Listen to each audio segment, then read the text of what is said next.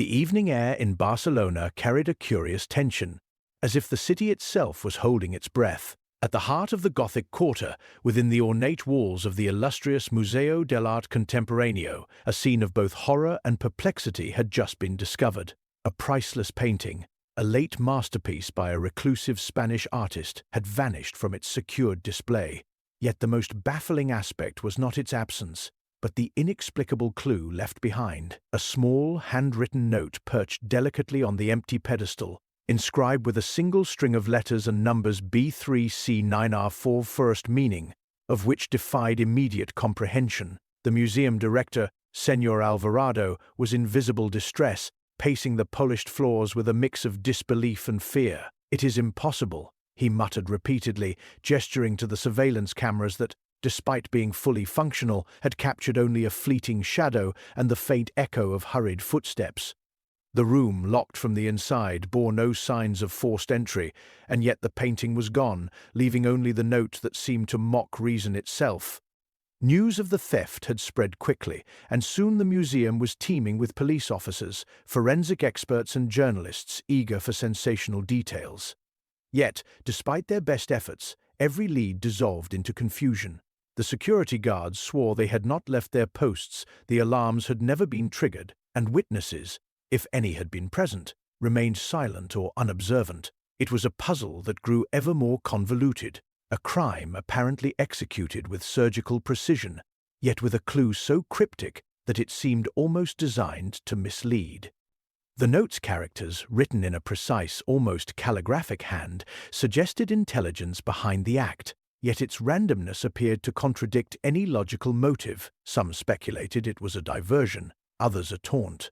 The air of mystery thickened when a rare, silver-case stopwatch, belonging to the museum curator, was discovered hidden in a corner, its hands frozen at exactly 7:17 p.m., the estimated time of the disappearance. Was it an accidental artifact of the thief's presence, or a deliberate message meant to signal something or someone? Into this maelstrom of confusion arrived Hercule Poirot, whose reputation for untangling the seemingly impossible preceded him across Europe. His presence, understated yet commanding, seemed to steady the flurry of activity. Poirot's eyes, sharp and calculating behind his pince-nez, swept the scene with meticulous care, noting the minutest details. The slight scuff on the otherwise pristine floor near the pedestal, the faint smudge of a fingerprint on the frame that had held the painting, and the subtle angle at which the note had been placed. These observations, seemingly trivial to all others, suggested layers of intention and misdirection. He crouched to inspect the note, tilting it to catch the light, murmuring softly to himself in his precise Belgian accent. "Il faut comprendre la psychologie du criminel," he whispered. "The crime is never in the action alone, but in the mind that conceived it." The room, despite its grandeur and the chaos of investigation, fell under the quiet authority of his presence, as though the invisible threads of reason were being drawn taut across the confusion. The museum staff, initially skeptical, began to observe Poirot's methodical approach with a mix of awe and apprehension. He questioned them one by one, not in the formal, brusque manner of the police, but with subtle precision, coaxing truths and contradictions alike from their careful words. He noted inconsistencies that were almost imperceptible. The curator's nervous twitches, the director's overly rehearsed insistence on the impossibility of an outsider's interference, and the quiet, almost shy demeanor of the night guard, who had spent years in the same post. Poirot's gaze lingered on the empty pedestal, as if he could visualize the painting's final moments there. The cryptic note, he decided, was the keystone, all else the locked room. The frozen stopwatch, the fleeting shadow was secondary. Someone had intended for the note to be found, to ignite confusion and mislead investigators, yet within its randomness, Poirot sensed a pattern. His little grey cells stirred with a combination of delight and determination, for he knew that while the crime appeared unsolvable, no human act was truly without order. Somewhere in Barcelona, hidden among the twisting streets and shadowed alleys, the mind that had orchestrated this audacious theft had left its trace, and Poirot was already tracing it with the quiet intensity of a master at work. The game, he understood, had only just begun, and the first move belonged to the criminal, but the detective, ever patient and precise, was already several steps ahead. Poirot moved with deliberate calm, his eyes sweeping the room as if each surface might whisper its secrets.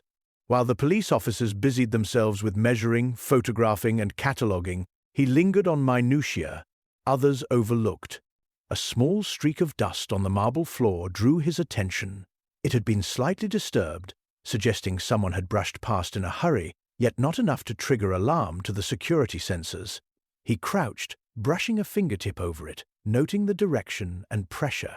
"Ah, subtle mise révélateur," he murmured. The hand of the thief, Poirot deduced, had been careful, almost fastidious Hermione, who understood both art and discretion. His gaze then fell upon a vase in the corner, an ornate piece of ceramic whose usual alignment had been slightly askew, a detail insignificant to most, but not to Poirot. The vase's slight rotation indicated it had been moved in haste, perhaps to retrieve something hidden beneath or behind it.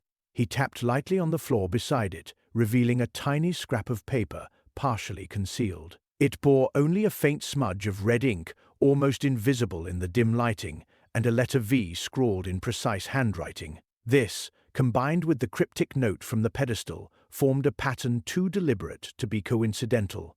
Poirot's expression tightened, a subtle smile forming at the corner of his mouth. The puzzle was not random, it was a signature. Turning his attention to the assembled staff, Poirot's eyes settled on the night guard, a young man named Javier. Unlike the others, who were flustered and defensive, Javier's behavior was peculiarly calm, almost measured, yet a slight tremor in his fingers betrayed tension. Poirot observed as Javier's gaze kept returning to the empty pedestal, his pupils narrowing whenever the stolen painting was mentioned. Subtle but telling. The detective noted the guard's careful phrasing and pauses in conversation, a rhythm that betrayed anxiety rather than deception by accident. Poirot approached him gently, his voice soft yet probing. "Tell me, monsieur, did you notice anything unusual last evening?"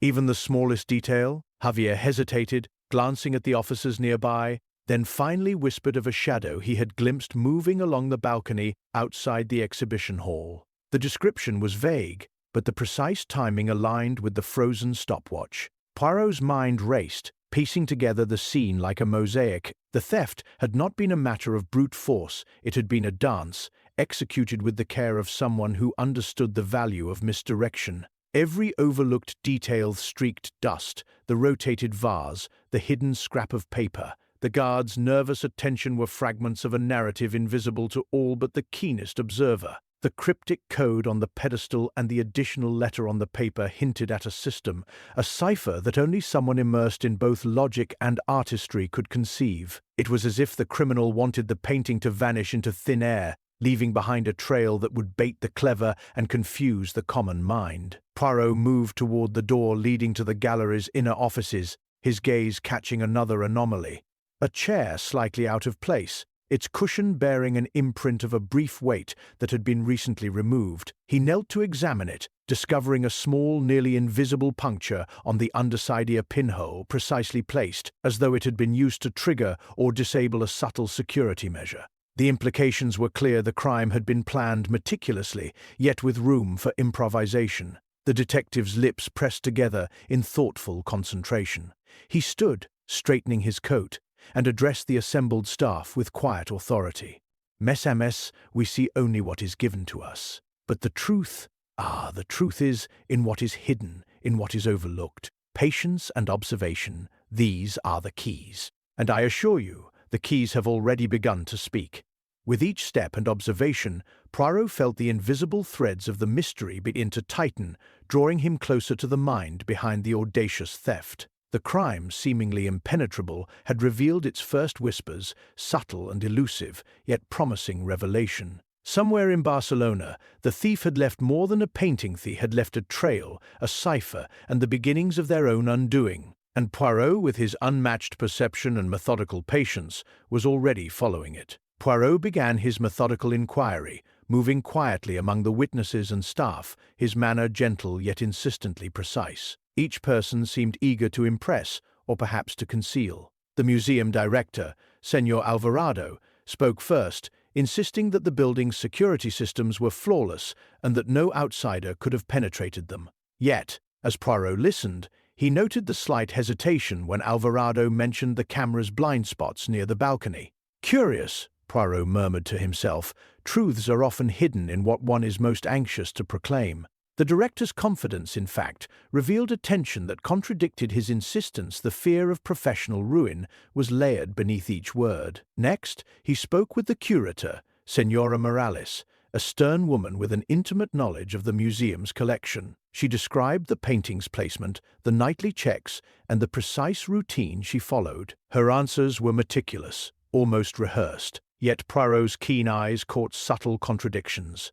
She claimed to have checked the gallery at 7:05 p.m., but her keys bore smudges of paint not belonging to any item she should have touched. Her explanation that she had dusted a nearby sculpture felt perfunctory, too convenient, and her insistence on punctuality hinted at either anxiety or concealment. Poirot jotted mental notes, observing the curl of her lip, the slight tightening of her jaw when asked about Javier, the night guard. When the young guard finally spoke again, he offered a fuller account of the shadow on the balcony. His voice trembled slightly as he described a figure moving with deliberate grace, slipping past censors and disappearing with an almost theatrical flair. Poirot noticed that Javier's account, though more detailed, left gaps precisely where it would be easiest to lie or exaggerate.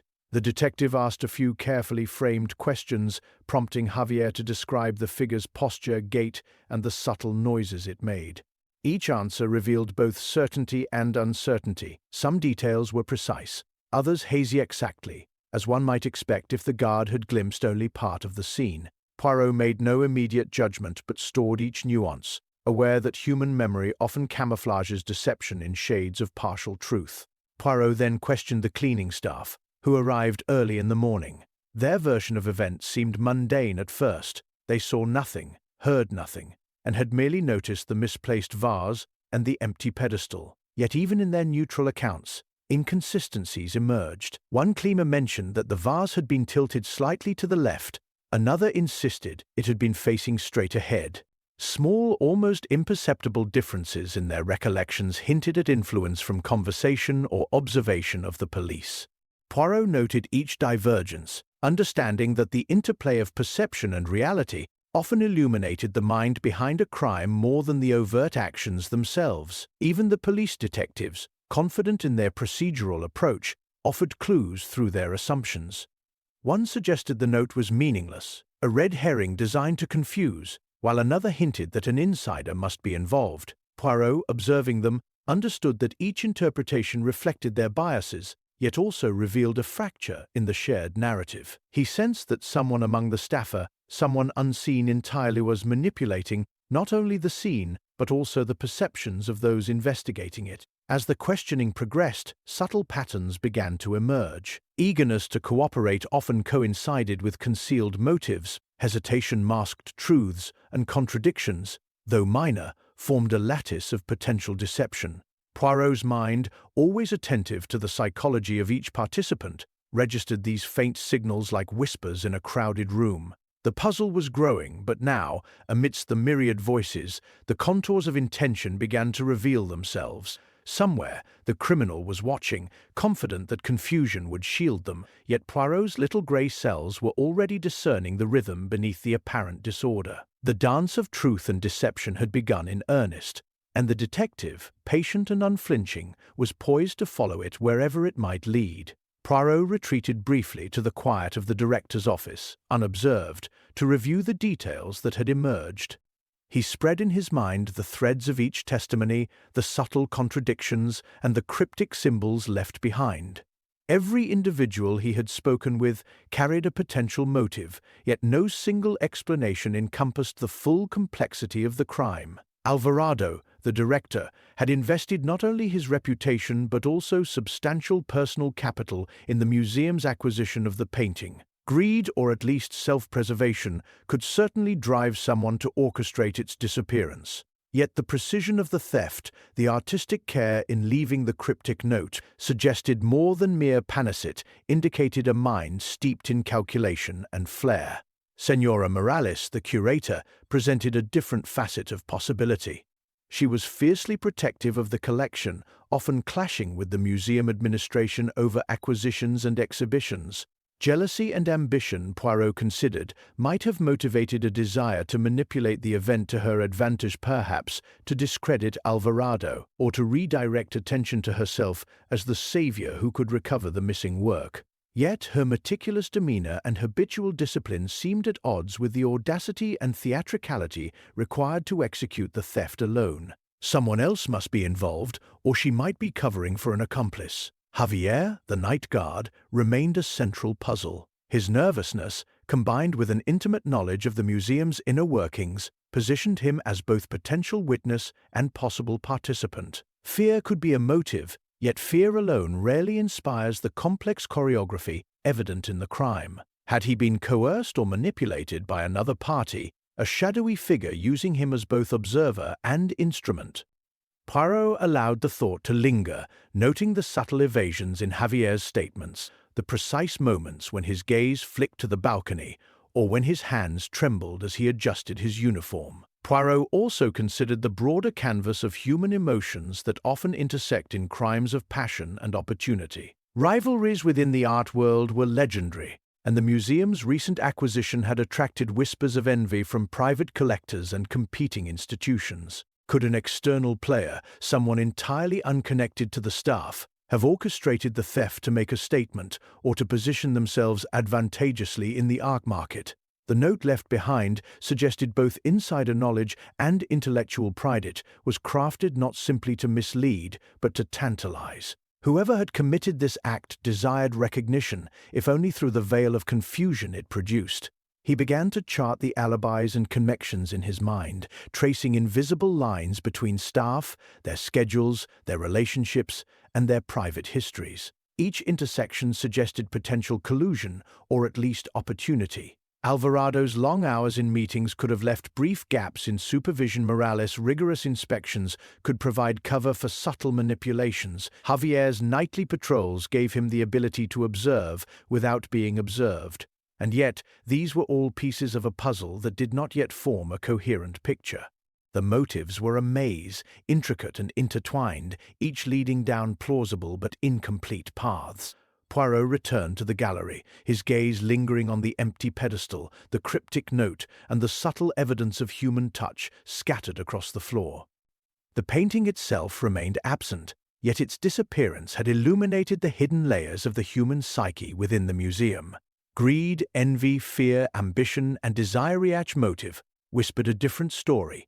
Each alibi cast a shadow upon the others. The detective's mind worked quietly, arranging and rearranging these motives, testing their logic, sensing the invisible currents that connected them. Slowly, inexorably, the chaotic web of intentions began to reveal faint patterns. Somewhere within this intricate maze of human desire lay the truth, and Poirot, patient and unerring, could already see the contours of the solution taking shape in his mind. The criminal's dance was elaborate, but every dance, he knew, leaves a trisand. It was only a matter of time before the final steps became clear. The following morning brought a flurry of excitement to the Museo dell'Arte Contemporaneo. A small, unexpected clue had emerged. A taxi driver came forward, claiming he had transported a suspicious man late the previous evening, a man who had spoken excitedly of finalizing a delivery and carried a long, narrow case that could only have contained a painting. The description seemed to match Javier's earlier account of the shadowy figure on the balcony, and the authorities, eager for resolution, immediately seized upon it. Within hours, a middle-aged man matching the driver's sketch was apprehended near the docks, nervously clutching an unregistered briefcase. Officers proclaimed it a triumph, declaring the painting recovered and the case effectively closed. Newspapers buzzed with headlines of the daring capture, and the museum staff breathed a collective sigh of relief. Even some of Poirot's colleagues among the investigators nodded approvingly, pleased with the apparent resolution. Yet Poirot, standing quietly at the edge of the commotion, did not share their satisfaction. He examined the seized briefcase, its lock intact, and its interior suspiciously empty except for a folded, unsigned note containing a jumble of letters strikingly similar to the original code left on the pedestal. The letters appeared to mock rather than clarify. V4 LC3 NT1N0. Poirot's sharp eyes traced the ink and the fold of the paper, noting its meticulous alignment. The writing was elegant, yet the style differed subtly from the initial cryptic note. Someone, he realized, had staged this arrest deliberately, constructing an illusion of success. The authorities had been swept up in a convenient narrative, one that painted them as triumphant, but left the true mind behind the crime untouched. Turning to observe the reactions of those involved, Poirot noticed the guards and staff exchanging nervous glances. Javier's relief was almost exaggerated, his hands shaking more noticeably now that the authorities seemed satisfied. Senora Morales, usually composed, now smiled with an ease that felt strained, a hint of curiosity behind her eyes as she observed Poirot. The detective's attention flicked to Alvarado, whose expression remained carefully neutral, though his fingers drummed an anxious rhythm against his desk. Each reaction, each subtle twitch, conveyed something unsaid. The capture was not the end, and the real danger indeed, the real criminal remained at large. Poirot requested to inspect the evidence further, allowing the officers to show him the empty briefcase and the note.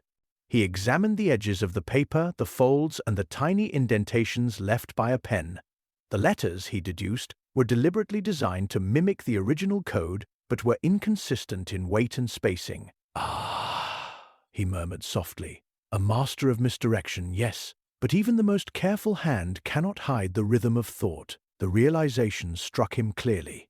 The authorities had been presented with a diversion, a decoy meant to satisfy impatience, while the true solution slipped silently through their fingers. The sense of unease deepened as Poirot considered the thief's mindset. Whoever had orchestrated this theft possessed both patience and subtlety, understanding the psychology of those investigating. The criminal would allow a false victory, gauging the reactions of witnesses and staff, observing which narratives would take hold and which might unravel. The true culprit, hidden in plain sight, or perhaps lurking beyond the museum's walls, was already contemplating the next move. Secure in the knowledge that investigators were momentarily misled, Poirot's gaze swept the gallery once more, lingering on the empty pedestal and the cryptic original note. It was a quiet, almost invisible signal that the game was far from over. While others celebrated, Poirot felt the familiar stir of anticipation. The case, superficially resolved, had in fact deepened. The decoy had been an elaborate ruse, and the real criminal remained an enigma, waiting for the perfect moment to strike again. The detective's little grey cells, far from satisfied, now buzzed with renewed intensity. He understood that the seeming breakthrough was but a shadow, a false triumph meant to lull the authorities into complacency. And somewhere, in the twisting alleys or quiet galleries of Barcelona, the mind behind the theft plotted the continuation of its intricate, audacious plan, fully confident that the next move would be entirely its own. Poirot, unshaken and observant, was already several steps ahead, piecing together the faint, delicate threads that would ultimately unravel the deception. Poirot spent the afternoon alone in the museum's dimly lit research library, surrounded by shelves of dusty journals and exhibition catalogues. While others celebrated the supposed resolution, he methodically retraced the history of the stolen painting, its provenance, and the people who had interacted with it over the years. His eyes paused on a decades-old theft report, a case almost forgotten, involving a minor but unusual art heist in Madrid. The similarities were subtle yet unmistakable. The same style of cryptic notes, the same deliberate manipulation of witnesses, and a comparable attention to theatrical misdirection. The investigator in that case had been a young detective whose career had ended abruptly after the trail went cold. Poirot's little grey cells, ever alert, hummed with recognition. The current theft was not an isolated act of greed, but part of a longer pattern, echoing a shadowed history that had been buried beneath time. As he delved deeper, another layer of connection emerged. Senora Morales, the curator, had been employed at the Madrid gallery during the period of the previous theft. Her meticulous nature, her insider knowledge of museum security, and her precise, practiced handwriting already noted in the current investigano suggested more than professional competence. Poirot's memory pieced together subtle coincidences. Her sudden move to Barcelona shortly after the unresolved Madrid case, her expertise in the works of the same artistic circle, and her unusually protective attitude toward the museum's acquisitions. The curator, once thought to be motivated by ambition or rivalry, now appeared to have a history intertwined with sophisticated crimes in the art world. Poirot's gaze shifted to Javier, the night guard, who had been observed as nervous but observant. Consulting employment records, he discovered that Javier had been employed at a gallery near Madrid during the same period, though under a different manager.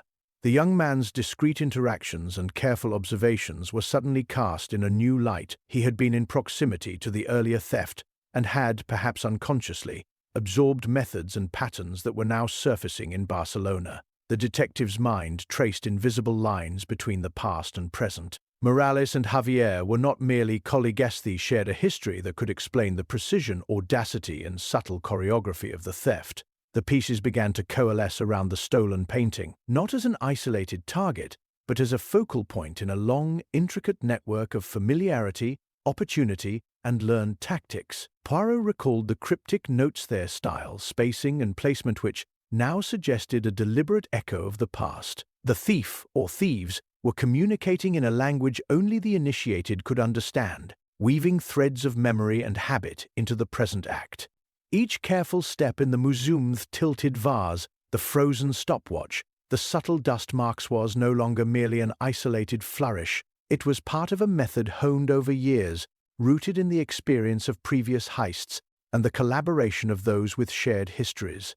Poirot rose from his chair, straightening his coat, feeling the quiet thrill of discovery. The crime was no longer merely a puzzle of opportunity or motive. It had become a story of continuity, of shadows from the past, reaching into the present to manipulate perception and orchestrate action. The detective's mind now understood that the museum's empty pedestal was not just a stage for greed or ambition, it was the culmination of years of skill, observation, and perhaps a personal obsession with proving mastery over both art and law. Somewhere within the city, the connections he had uncovered would guide him to the next step, revealing the interplay of old loyalties, past expertise, and present deception. The shadows of the past had emerged, and with them, the path toward the elusive truth began to take shape, delicate yet unmistakably clear in the mind of Hercule Poirot. Poirot returned to the museum in the early evening, the warm Barcelona light casting long shadows across the stone floors of the gallery. The authorities, buoyed by their false victory, had relaxed their vigilance, assuming the case was effectively concluded. Poirot, however, had already formulated a subtle plan, one designed not to confront but to provoke, not to accuse but to observe. He called the staff together under the pretense of reviewing the recovered evidence, though he had no intention of confirming the decoy's narrative. His mind worked on an unconventional premise. Often, the slightest alteration of expectation, the mildest pressure on pride, fear, or curiosity could cause the truth to slip through even the most practiced deceptions. He began casually, discussing the empty pedestal and the cryptic notes, describing them in such a way that highlighted the elegance and precision required to create them. He spoke not of guilt, but of artistry, almost as if praising an unseen hand. The arrangement of letters, the balance of space, the care taken with every fold, he mused aloud. It is as if the thief wished to demonstrate perfection. Poirot's eyes, sharp and unyielding, rested lightly on Senora Morales, measuring her reactions as he spoke. She remained outwardly composed, nodding politely, yet a subtle tightening around her eyes betrayed a flicker of unease, a reaction too quick to be conscious, too brief to be honest. Poirot then turned his attention to Javier, whose nervous energy had been observed before. He spoke to the young guard about the previous theft in Madrid, weaving a narrative of method and opportunity, deliberately emphasizing the ease with which someone well-trained could manipulate perceptions. Imagine, if you will, Poirot said softly, that one could walk unnoticed, leaving nothing behind but a message meant to puzzle even the cleverest. A mind that thinks in patterns, it would require courage, yes, but also audacity. The guard's fingers twitched subtly, and his gaze flicked downward, avoiding the detective's piercing scrutiny. The tell was minute, almost invisible to any but the most attentive observer, yet for Poirot it spoke volumes, anxiety tinged with recognition, as if he had been implicated not by proof, but by the unconscious acknowledgement of familiarity. To deepen the test, Poirot asked an unassuming question, one that appeared irrelevant to the others. And tell me, monsieur, if one were to leave a clue that appears random, yet is entirely deliberate, what would be the motivation behind such an act? He allowed a pregnant pause, his gaze sweeping over Morales and Javier alike. the curator's lips pressed into a thin line, her fingers twisting a handkerchief with just enough tension to betray her calm facade. Javier, on the other hand, shifted his weight, eyes widening fractionally, a micro-expression of concern flashing before he masked it. The reaction was instantaneous, yet fleeting, a crack in the veneer of certainty that neither suspect could completely suppress. Poirot leaned forward, softly smiling, allowing the moment to linger without comment. In these subtle cues, the twitch of a hand, the fleeting avoidance of eye contact, the micro-expression of recognition, the detective gathered far more than the official evidence could reveal. No accusations were necessary, no confrontations required. The unconventional tactic, a careful manipulation of observation, a test of character and instinct that produced a tangible reaction, illuminating hidden truths that ordinary interrogation could not uncover. The detective's little grey cells catalogued each twitch and hesitation, each subtle adjustment of posture, filing them alongside the cryptic notes and the shadows of the past, forming a mental map that hinted at the true architect of the theft. As the group dispersed, unaware of the significance of their reactions, Poirot's mind worked quietly, connecting the threads of motive, history, and human behavior. The unconventional clue had emerged not from ink or paper, not from fingerprints or footprints, but from the small, involuntary betrayals of those who believed themselves unobserved. Somewhere, hidden within their responses, lay the evidence that would finally illuminate the identity of the criminal and expose the carefully orchestrated deception that had ensnared even the most confident authorities. Poirot, serene and patient, now held the faint outlines of revelation, ready to trace them to their ultimate conclusion. The next morning, Poirot arrived at the museum with the quiet precision of a man expecting both revelation and disruption. The morning air carried the faint scent of ink and polished marble, yet the atmosphere within the galleries felt heavier, as if the building itself sensed the shifting tension. Poirot approached the section where he had earlier examined the cryptic notes and the supposedly recovered briefcase, only to find that it was gone. The police, still basking in their earlier success, were bewildered. The briefcase had vanished from the evidence room, and with it, the remaining fragments that might have confirmed the thief's identity. Panic rippled through the staff as officers scurried to secure the gallery and interview anyone who had been near the evidence. But Poirot remained calm, his mind already tracing the invisible hand behind the disappearance. He knelt at the empty pedestal where the first note had been discovered, running a gloved finger along the polished edge, absorbing the subtle impressions of past activity. The theft of the briefcase was not accidental. It was a deliberate obstruction, executed with the same care and cunning that had characterized the original crime. Someone was watching, anticipating every move, and attempting to preempt the detective's conclusions. Poirot's eyes narrowed.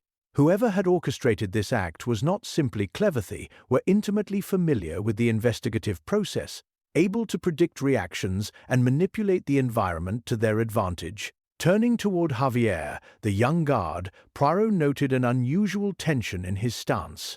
The boy's nervousness had always been evident, but now it took on a sharper edge, a slight hesitation as he shifted from foot to foot, his gaze flickering toward areas that had been secured moments before. Poirot's mind catalogued every small gesture, the tightening of a jaw, the avoidance of eye contact, the subtle fidgeting of hands as indicators of someone caught between fear and complicity. Whether Javier was the orchestrator or merely an instrument, his reactions now carried weight in the unfolding investigation. Senora Morales, too, displayed a peculiar mixture of concern and calculation. While outwardly expressing dismay at the vanishing evidence, her hands, perfectly manicured and steady, betrayed no trace of panic. Her composed demeanor suggested experience. She had faced crises before and navigated them with poise.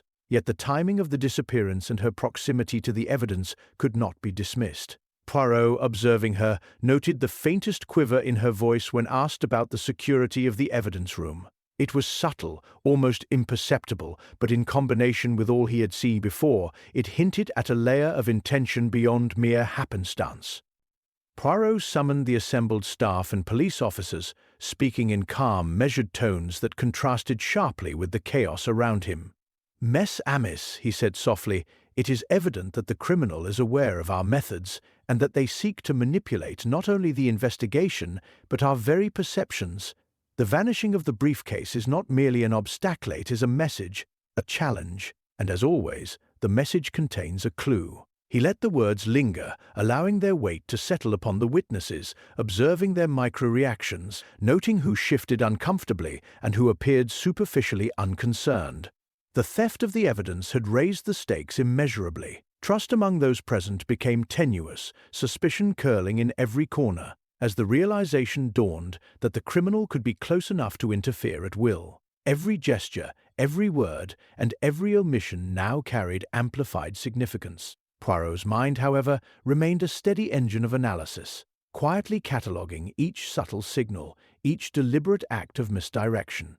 The vanishing evidence was not the end of the investigation, it was a clarion call, a testament to the skill and audacity of the mastermind. And Poirot, patient and unshakable, felt the thrill of the chase intensify, knowing that the next revelation lay just beyond the careful, shadowed maneuvers of those who sought to bury the truth. Even as the museum staff and police scrambled to contain the shock of the missing briefcase, a chilling event shattered the fragile calm.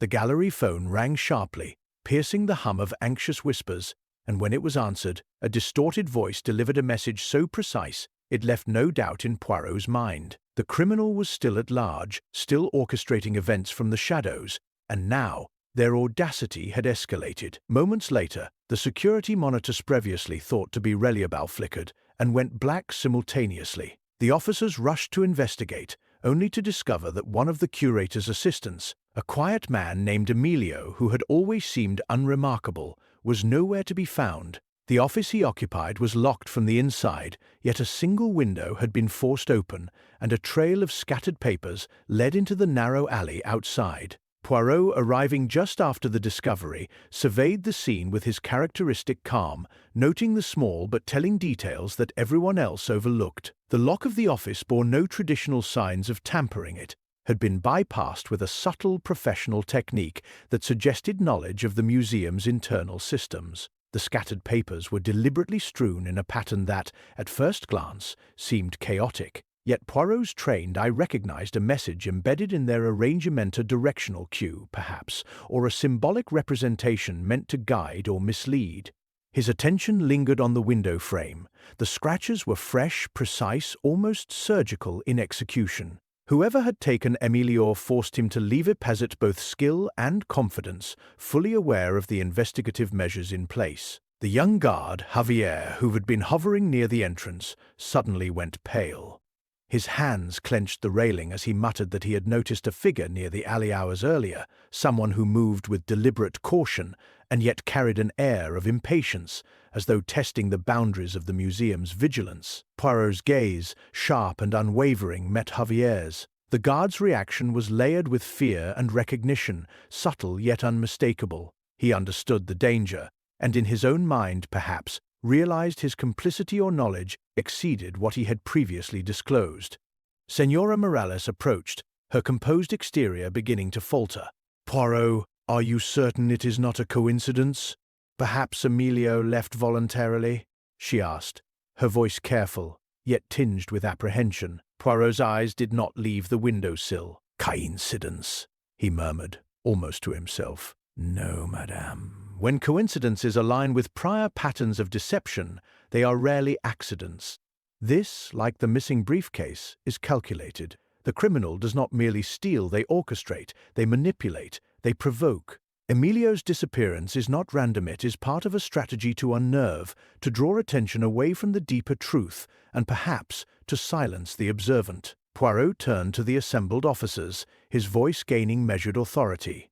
"The person responsible remains several steps ahead, aware of our actions and our assumptions. We are no longer merely recovering a painting, we are observing a mind that thrives on anticipation. Each act, each distraction, each staged clue is designed to mislead us, yet they also provide insight if one is patient enough to notice the pattern." He gestured to the empty office and the alley beyond. "Time is no longer on our side. We must consider not only what has been taken, but what might be threatened. The criminal's reach extends beyond the gallery, and the next move should we delay or misjudge may prove disastrous." As Poirot prepared to trace the signs left in Emilio's absence, he felt the familiar, chilling thrill of danger sharpen his senses. The case had transformed from a clever art theft to a deadly game in which each misstep could imperil lives. The mastermind was not merely clever, they were bold, audacious, and attuned to the smallest oversight. Every instinct told Poirot that the unfolding events were a challenge, a test of observation, intellect, and timing. The detective's little grey cells worked furiously, connecting the prior clues with this sudden escalation, aware that solving the mystery now required both uncovering the thief and anticipating the next, potentially lethal, act.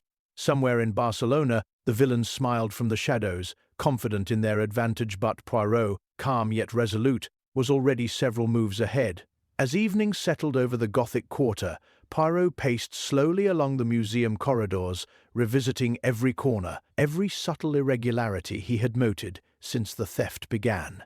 The chaos of Emilio's disappearance and the vanishing briefcase weighed heavily on the staff, yet for Poirot, it was an opportunity to observe patterns others could not see amidst panic. His mind, methodical and deliberate, sifted through the jumble of clues, contradictions, and cryptic messages, seeking a unifying thread. He paused before the empty pedestal, fingers brushing the polished marble as though to draw out the secrets it still held. The notes, the frozen stopwatch, the scattered papers from Emilio's office, all of it seemed designed to misdirect, yet, he felt, each contained a hidden rhythm. Poirot's gaze shifted to a seemingly trivial detail he had noted earlier but had dismissed as inconsequential. A small bronze statuette near the base of the display case, slightly tilted, though it had always been perfectly aligned. It had escaped notice by every other observer, yet Poirot now recalled how Javier had brushed past it, almost reverently, during his patrol. The tilt had seemed accidental, but a faint smudge on its base suggested it had been moved deliberately. Poirot crouched to examine it, noting the subtle angle and the way light caught a tiny engraving on its undercydia, series of letters matching fragments from the notes left at the pedestal and on the briefcase. Suddenly, the seemingly random codes were no longer arbitrary, they formed a system, a sequence that traced a path through the museum's galleries and offices. As he walked the route in his mind, the pieces began to align. Each clue, cryptic letters, the scattered papers, the misplaced statuettes, a deliberate marker, a breadcrumb leading to the mind orchestrating the thefts. Poirot's eyes narrowed as he visualized the sequence. The first note had drawn attention. The briefcase had misled the authorities. Emilio's disappearance had escalated tension, and the subtle signs overlooked by the staff all pointed not only to opportunity, but to the culprit's psychological signature. It was not brute force, nor simple greed, that guided these acts, but a meticulous, almost obsessive desire to control perception and manipulate outcomes. The pattern revealed a mind that relished its own cleverness, leaving the truth hidden in plain sight for those lacking patience or subtle observation. Poirot turned toward Javier, who had been hovering silently, watching the detective with a mixture of fear and curiosity. The young guards repeated almost compulsive attention to the pedestal, and the bronze statuette now took on a new significance. It was not merely nervousness, it was recognition, a subconscious acknowledgement of familiarity. Javier's habit of inspecting corners of the gallery, he thought unobserved, had provided the criminal with opportunities and misdirection alike. Poirot's observation was quiet, internal, yet each small action, the guard's hesitations, his precise timing during patrol aligned perfectly with the emerging pattern. Senora Morales, the curator, appeared calm, yet Poirot's scrutiny revealed faint tensions in her posture as he spoke of the sequence of events. Her composed exterior could not entirely mask the subtle glances she cast toward the empty office, the empty pedestal, the bronze statuette. The detective realized that she too was a part of the pattern, not merely a bystander. Her prior history in Madrid, her meticulous knowledge of the museum's security, and her precise habits of oversight now suggested both opportunity and intentional involvement. The web of human behavior, the overlapping routines, the shared histories, and the carefully concealed emotions was the final piece of the puzzle. Poirot stood at the center of the gallery, breathing in the quiet of the fading day. The pattern was clear. Each apparent accident, each diversion, each cryptic note and seemingly insignificant object was a deliberate component of an intricate choreography. The clues had always been visible, yet their significance required the trained eye to discern. The criminal's brilliance lay in orchestrating a performance that ensnared not only the authorities but also the staff themselves, masking intent behind trivialities and psychological subtleties. And now, for the first time, Poirot understood how each element connected, how the past and present intertwined, and how the next steps could be anticipated with precision. The case, chaotic and bewildering to all others, had revealed its hidden structure, and with it, the detective was poised to confront the unseen mastermind behind the Barcelona Cipher. Poirot spent the remainder of the afternoon meticulously reviewing the connections he had uncovered, patterns in the notes, the subtle habits of the staff, the echoes of past heists, and the psychological breadcrumbs left by the criminal. Slowly, a picture began to emerge, one that transcended the ordinary motives of greed, jealousy, or ambition. He revisited the bronze statuette, the tilted vase, and the cryptic sequences, seeing them now not as mere misdirection but as symbols, almost ritualistic in their placement. Each carefully executed act was not simply to mislead investigators. It was a projection of the thief's inner world, a manifestation of obsession long hidden beneath a facade of professionalism. Poirot called the staff together once more, under the guise of piecing together a final timeline of events. He spoke quietly but deliberately, recounting the thefts, the notes, and the subtle irregularities that had gone unnoticed. "Mes amis," he said, "all of these details, seemingly trivial, form a portrait not only of method, but of intent." His gaze rested on Senora Morales, whose composure had been tested repeatedly over the course of the investigation. "Consider the care taken in every action, the precision of every move, the echoes of history in the present crime. It is not sufficient to act for reward, or for rivalry, or for revenge alone. Truth is far more personal, far more consuming." A subtle shift appeared in Morales' expression, a fleeting hesitation that betrayed a crack in the carefully maintained exterior. Poirot leaned forward, his voice calm but insistent. "The painting was never merely an object of commerce, nor was it simply a symbol of status. It is a vessel of memory, of pride, of proof.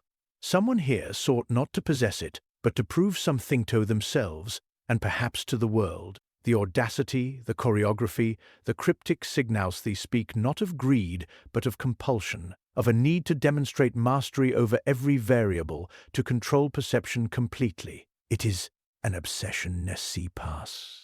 The room grew still. Javier's eyes widened slightly, and the faintest tremor passed over his hand, betraying a reaction he could not fully hide. Poirot continued, letting the silence build, guiding the revelation carefully. The thefts, the vanishing evidence, even the disappearance of Amelia Thies were not random acts of panic or miscalculation. Each step was a proof, each manipulation a message. "I am cleverer, I am precise, I can elude detection. The painting is secondary. The true prize is the assertion of intellect, the demonstration of superiority over those who believe themselves vigilant." For the first time, the psychological dimension became undeniable. Morales' history in Madrid, her meticulous habits, her intimate knowledge of the museum, and her subtle manipulations of staff and witnesses all pointed toward a mind driven by more than ambition. It was a need to control, to orchestrate a performance that left others confounded, a compulsive assertion of power and intellect over circumstance.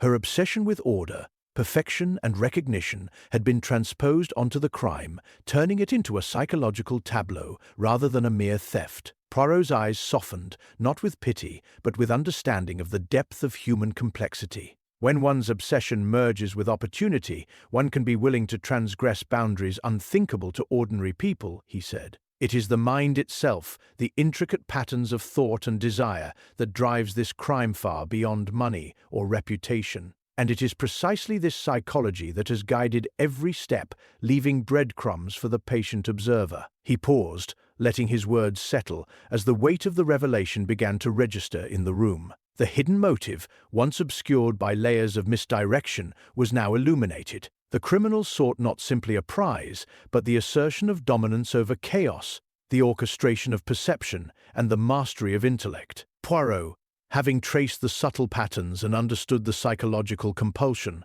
was now poised to confront the architect of the theft, not merely to recover the painting, but to unravel the mind that had engineered the Barcelona Cipher, with such audacious brilliance. Poirot spent the evening arranging the pieces for the final confrontation, moving with a quiet deliberation that masked the tension building around him. He had reconstructed the sequence of events in his mind, traced the subtle patterns, and accounted for every habit, every twitch, and every overlooked detail. Each clue, from the tilted bronze statuette to the cryptic notes, had been placed in context. The criminal's psychology, obsessive, precise, driven by the need to assert control, was now a visible pattern, and Poirot knew that the only way to draw the culprit into the open was to play to that compulsion. He summoned Javier under the pretense of a routine gallery inspection. The young guard appeared nervous, yet attentive, following Poirot silently as he guided him past the empty pedestal and toward the display case where the bronze statuette had first revealed its significance. Poirot allowed his steps to linger, his gaze fixed on the subtle angles and lighting that highlighted every detail. "Observe carefully, mon ami," he said softly, "how each element, though small, carries meaning. The smallest detail can reveal the greatest truth." Javier shifted uneasily, eyes darting toward the corners of the room, and Poirot noted the familiar flicker of recognition, subconscious acknowledgement of the criminal's signature in the setup. Signora Morales entered shortly thereafter, ostensibly to check on the gallery. Poirot allowed her presence to settle naturally, observing the way she scanned the room, her eyes briefly resting on each previously significant clue. The detective spoke gently, but with precise emphasis. "Madam, one cannot help but notice the extraordinary care taken in every arrangement, the patterns, the placements.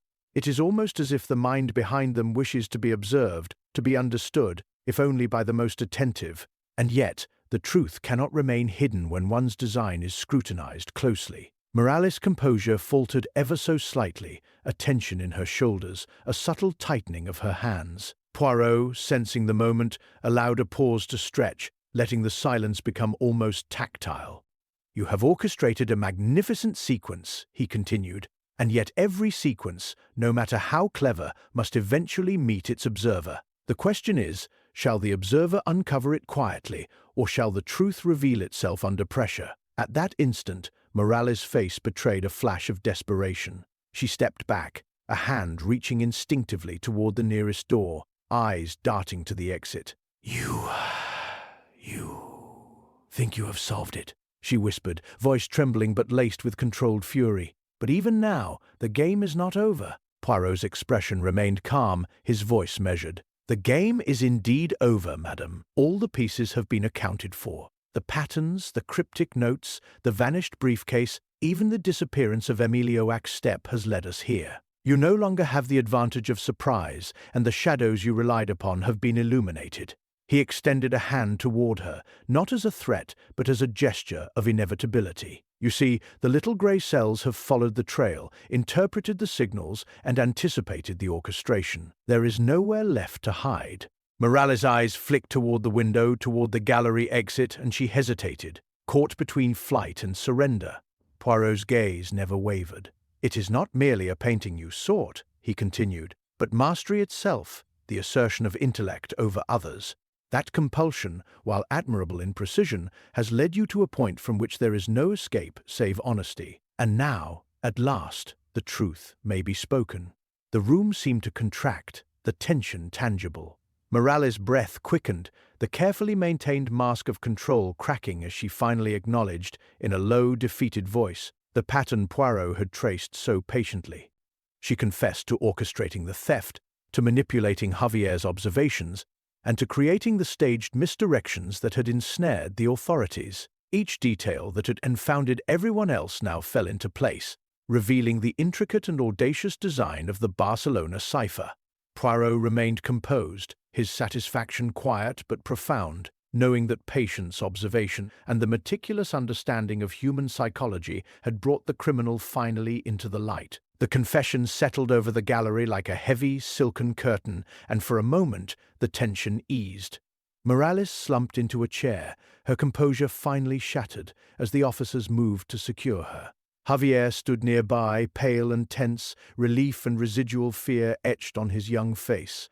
Poirot allowed a small, almost imperceptible nod of satisfaction. The pieces had fallen neatly into place, the criminal revealed, and the stolen painting was accounted for. Yet, as he observed the room, the detective's eyes, ever alert, caught a detail that others ignored: a subtle discrepancy, almost invisible, in the way the patterns had been executed. It was minute, but to Poirot it signaled something unresolved, a layer beneath the layer. His gaze drifted to the bronze statuette once more. The engraving beneath it, the letters he had traced. The sequence of symbols still did not fully align with Morales' confession. The sequence included a mark, a subtle variation in the ink, almost imperceptible, a small flourish on one letter, a variation in spacing. It was a signature, yes, but one that Morales could not have executed, not in the precise way it appeared.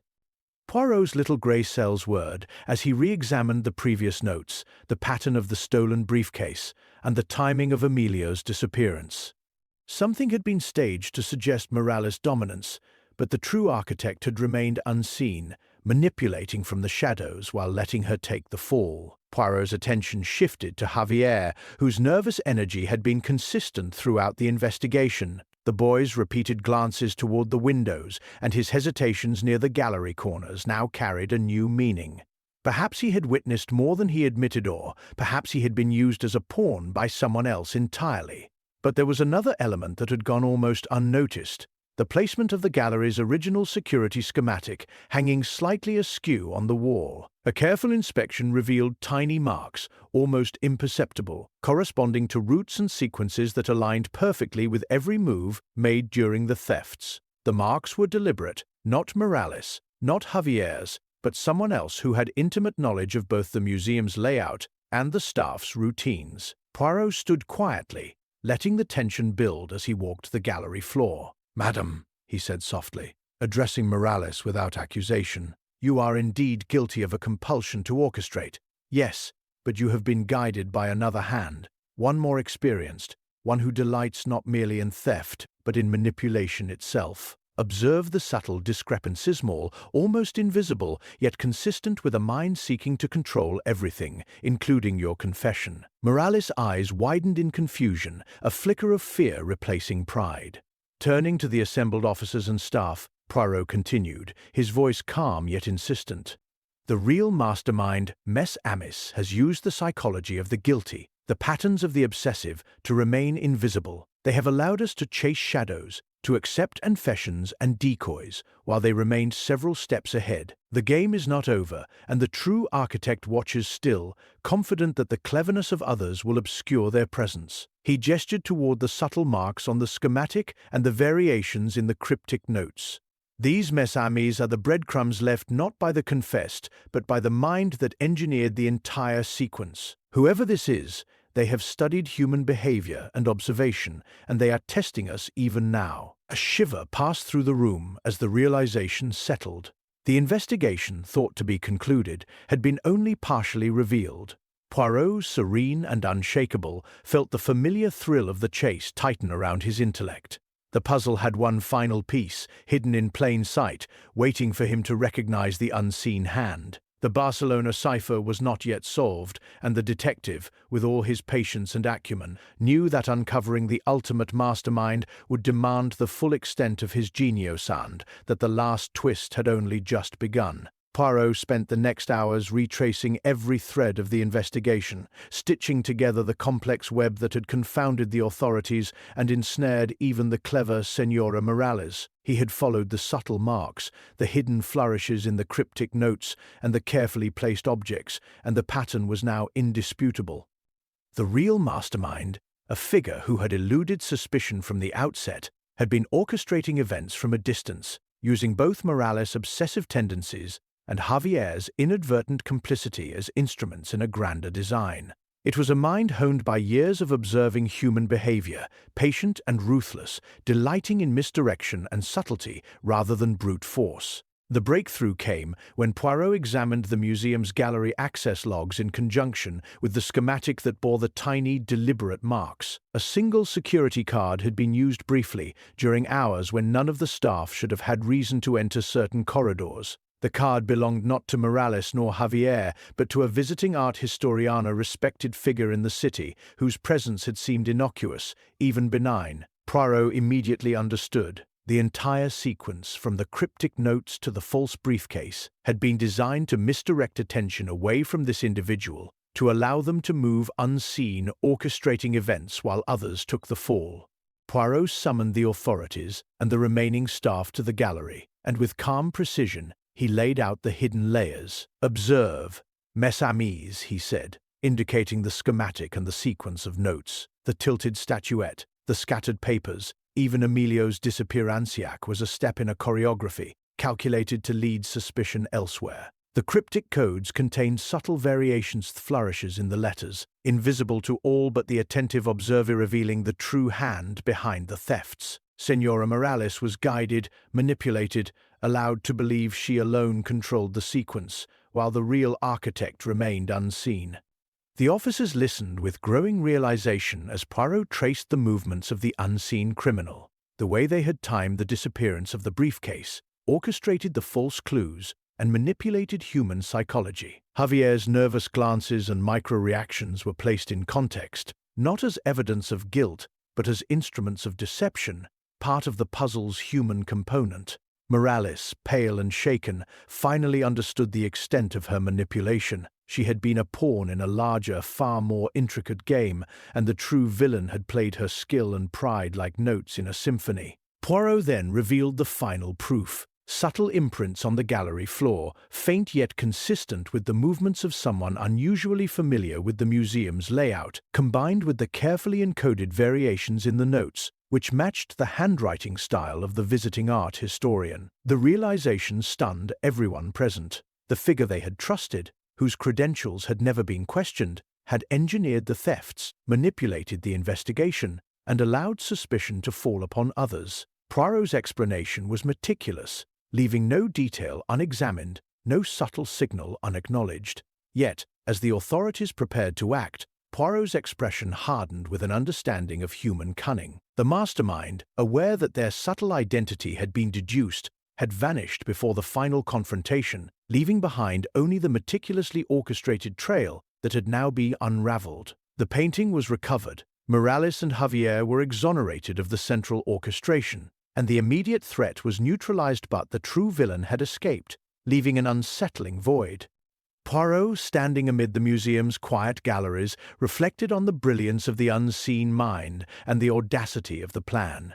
Turning to the staff and officers, he spoke softly yet with conviction. The clues were always in plain sight, hidden in the smallest details, in habits, in minute variations of pattern. Those who looked only for obvious signs missed the truth. It is a testament to the cunning of the human mind that even the cleverest can be deceived, but it is also a reminder that patience, observation, and reason will always illuminate the path. Though justice had been partially served, the lingering absence of the real mastermind cast a shadow, a reminder that intellect and audacity, when combined, could evade capture even under the most meticulous scrutiny. Poirot's little grey cells were satisfied, yet ever vigilant, knowing that the final act of the Barcelona Cipher was still being played in the hidden recesses of the city.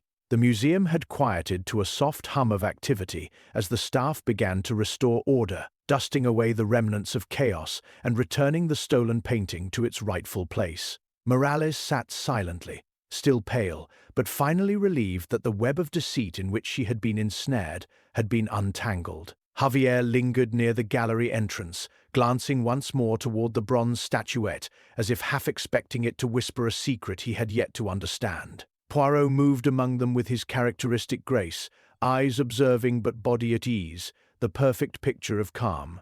Yet beneath the composed exterior, his mind remained as active as ever, tracing every nuance, every shadow, every subtle misdirection he had encountered over the course of the investigation. As he approached the pedestal where the first cryptic note had been discovered, Poirot's gaze lingered on a small irregularity he had noted earlier but dismissed in the flurry of events.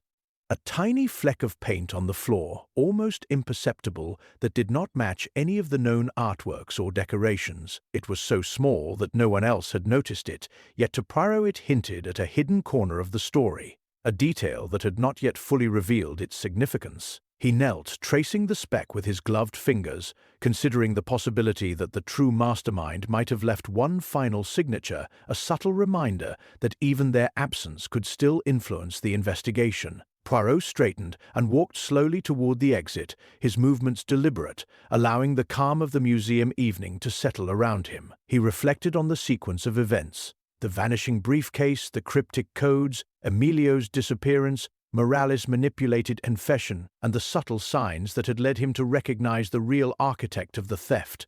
Each act had been a masterstroke of psychology, misdirection, and precision. Yet now, in the quiet after the storm, Poirot could not shake the sensation that the final layer of the puzzle still eluded him. Something remained just out of reach, a detail that would, when revealed, illuminate the mind of the criminal even more clearly. He paused at the gallery door and looked back over the empty rooms, the paintings, the scattered traces of human presence, and the faint scratches on the floor. To anyone else, the case was resolved, the painting recovered, Morales cleared of orchestrating the theft, and Javier relieved of any suspicion. Yet Poirot's intuition told him that the true mastermind had left a final enigma, something delicate, subtle, and cryptic, a challenge not of theft, but of intellect, meant to be discovered only by those patient enough to notice. It was a reminder that no investigation is ever truly complete, that the human mind can continue to hide secrets even when the surface appears calm.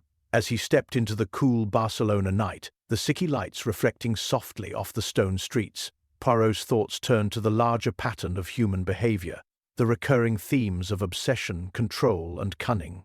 He smiled faintly, aware that while the immediate threat had been neutralized, the dance of intellect, observation, and deduction would continue. Somewhere in the city, the unseen mind of the true architect of the Barcelona Cipher lingered, leaving whispers of a future challenge, a puzzle yet to be solved. And so Poirot walked onward, leaving behind the restored gallery and its quiet guardians, yet carrying with him the lingering question of the tiny detail on the floor, the faint variation in the cryptic codes, the subtle signature that promised another mystery on the horizon. Justice had been served, yet the game was not truly over. In the delicate interplay of human cleverness and detective acumen, the last word had yet to be spoken, and Poirot, ever vigilant, knew that the next case, and the next revelation, awaited patiently, just beyond the light of the immediate resolution.